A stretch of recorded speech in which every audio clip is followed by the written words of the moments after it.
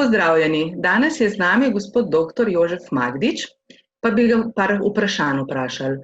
V pomladnem času imamo bolniki z multiplo pogosta poslabšanja bolezni. Je bilo sedaj v času koronavirusa več poslabšanj bolezni? Kaj ste pa svetovali bolnikom, kjer je do poslabšanj bolezni prišlo? Ja, odgovorov bom malo več na to vprašanje, ampak zagotovo. Zdaj prvo vprašanje, če strnem, je seveda, ali je v tem pomladanskem času in zakaj so zagoni recimo malo pogostejši. To je nekaj, kar vemo že dlje časa, še verjetno iz obdobja, preden smo imeli na voljo toliko imunomodulatornih zdravil. To se je najbolj povezovalo skratka bolj z tem prehodnim časom in povečanim tveganjem za ostale okužbe, viroze predvsem, od gripe do ostalih prehladnih obolenj, ki nekako spodbudijo ali pa zdražijo imunski sistem, ki se seveda lahko v takih primerih ponovno tudi aktivira v možganih. Se pravi, da na nek način pride zaradi sistemske aktivacije sistemskega imunskega sistema, sistemskega vnetja, tudi do zagona multiple skleroze.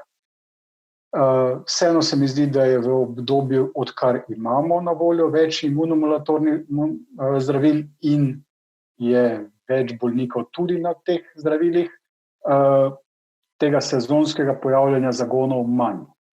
Še vedno pa jih vidimo, se pravi sezonsko pojavljanje v času, rečemo pomladi ali pa teh prehodnih mesecev, iz zime v pomlad, je nekaj zagonov več. Zdaj, te zagone smo tako prej kot zdaj v obdobju pandemije s koronavirusom zdravili podobno, skratka z pulznim kortikosteroidnim zdravljenjem, se pravi infuzije metilprednizolona so to običajno.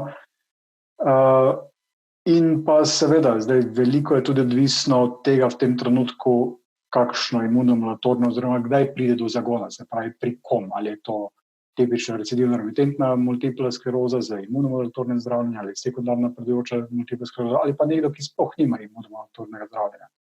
Tako da kar nekaj naših ukrepov je odvisnih od tega. Zdaj ne morem reči, da smo v obdobju pandemije s koronavirusom videli več zagonov. Zaenkrat tega številke sicer naše ne kažejo še.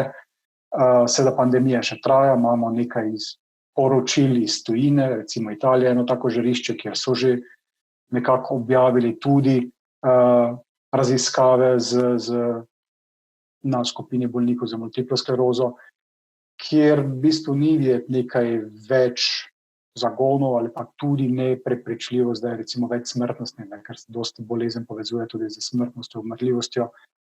Se pravi, pri skupini bolnikov z multiplo sklerozo to ni bilo bistveno več.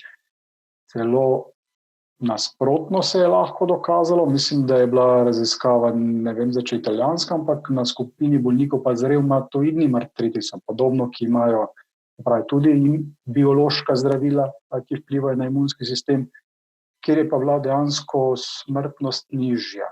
Zakaj? Zato, ker vemo, da je pač pri okužbi s koronavirusom kar nekaj težav povzroča imunski sistem, skratka težka pljučnica, ki jo povzroči imunski sistem, ne sam virus. In pa tisti, ki imajo imunski sistem malo, bi rekel, zavrt z zdravili, je lahko potek okužbe tudi blažji in nujno težji. Se pravi, veliko odvisno od tega. Mi smo se na nek način že zelo zgodaj ob razglasitvi pandemije pripravili na to, kako ukrepati, seveda zdaj poleg tega, da bolnikov nismo vabili v bolnišnico, se pravi, da smo preglede več ali manj izvajali po telefonu, smo tiste, ki so pa imeli vseeno resne težave, tudi pogledali fizično, se pravi, so prišli na pregled in tudi, kar se tiče pulznega kortikosteroidnega zdravljenja, smo se posluževali v tem obdobju, vsega poslužujemo, se pravi, pandemija še traja trenutno. In neka pravila oziroma priporočila, ki smo jih upoštevali, pa so bila vendar, da pa zelo učinkovitih, tistih najbolj potentnih imunomodulatornih zdravil, kot so recimo alemtuzumab, se v tem obdobju ne uvaja ali pa ne daje. Se pravi, da se ta zdravila, ki zelo vplivajo lahko na imunski sistem in bi s tem seveda bolnika izpostavili tveganju za okužbo ali težji potek okužbe, takšnih zdravil se načeloma ni uvajalo. Ostala zdravila pa smo dali ali pa nekatera tudi malo za zamikom, recimo.